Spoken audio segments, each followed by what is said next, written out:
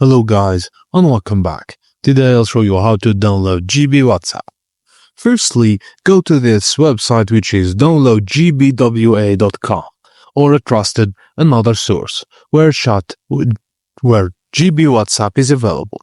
Look for the download button on the site, usually labeled as Download GB WhatsApp. Here you can see it. Just click on the Start downloading the APK file. Now, open your phone settings, navigate to Security or Privacy, and toggle on Unknown Sources. Open the Downloads folder or located where the APK file is saved. Tap on the GB WhatsApp APK file to start the installation. Now, follow the on-screen prompts, and when it is downloaded and installed successfully, you can launch the app and log in. And that's it guys, thank you for watching and please don't forget to like and subscribe for more.